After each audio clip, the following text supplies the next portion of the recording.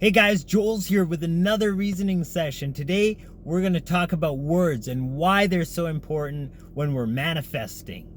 Come now and let us reason together.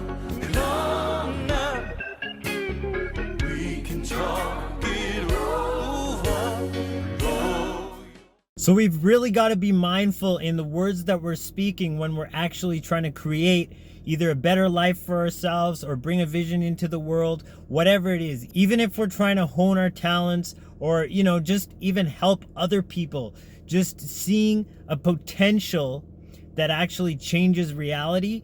If we're trying to achieve some kind of change, then it's very important to make sure that the words that we're speaking actually line up with that reality, because we can visualize all we want. We can devote our life to wishful thinking, but if our words aren't lining up with that vision, with that end result, then we're not even going to be able to take the actions necessary that will actually bring that into eventual fruition. So the first verse that actually sums this up almost perfectly is in Mishlei, or the Hebrew Proverbs, chapter 6 and verse 2.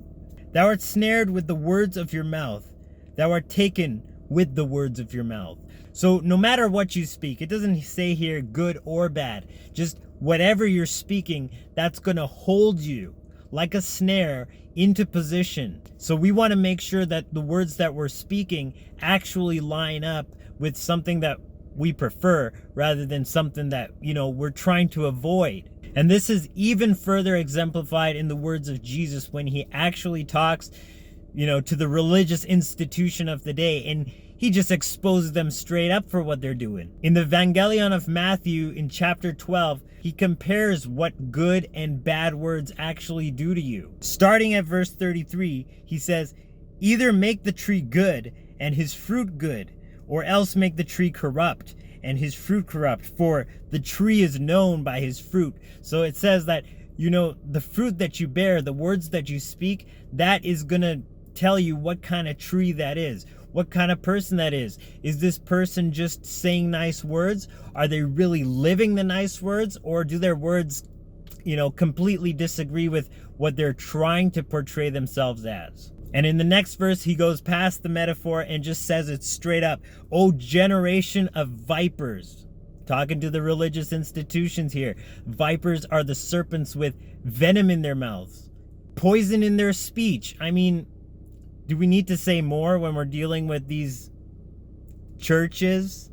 How can you, being evil, speak good things? For out of the abundance of the heart, the mouth speaks. That means like whatever you fed yourself, whatever you're living off of, whatever you've ingested through your eyes, through your ears, all of that stuff, what you're watching, who you're around, all of those are seeds being planted in the fertile ground of your heart. And that's going to produce abundance. And from that abundance, you're going to end up speaking. But those words are the first step to lead to your own actions. And then those actions compound and then actually concretize into a sum of what you call a life experience. And he goes on saying, a good man out of the good treasure of the heart brings forth good things, and an evil man out of the evil treasure brings forth evil things.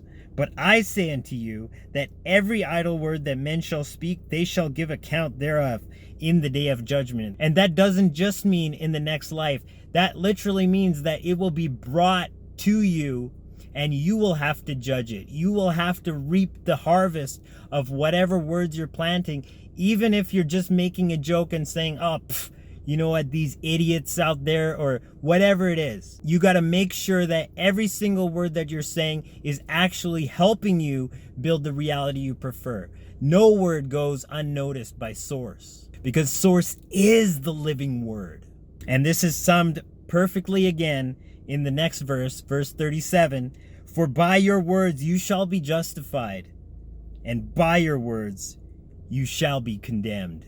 No room for joking around. No room for just trivial conversations. You want to make sure that the words that you're speaking are actually building the reality that you're deserving of. We all know we're here for a reason. We all know we've come here to actually live our best life yet. And the only thing holding us back from that are the words that we're telling ourselves. The stories that, yes, people and institutions and parents and school and church and all that stuff have layered on top of our own souls, but that nature of each of our souls, it's there. It's always been there, and it's never going to go anywhere, because the purpose of that layer of our soul is to actually bring forth into this world the fruition that we know that we're here to create. We're all here to create our own individual pieces of the puzzle. So let's step up, not settle for second best, not compromise, and go for the gold, because this world really is worth taking for source, for light, nothing else. All right, so stay optimistic and tap in, because that's where the true calling lies, in you, in me, in all of us.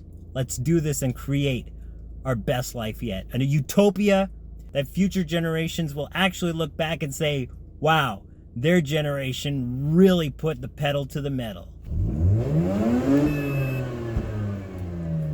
So that's the message for today. I hope you liked it. I'll see you guys in the next reasoning sesh. Joel signing out once again. Agape, Salaam, Namaste, Shalom.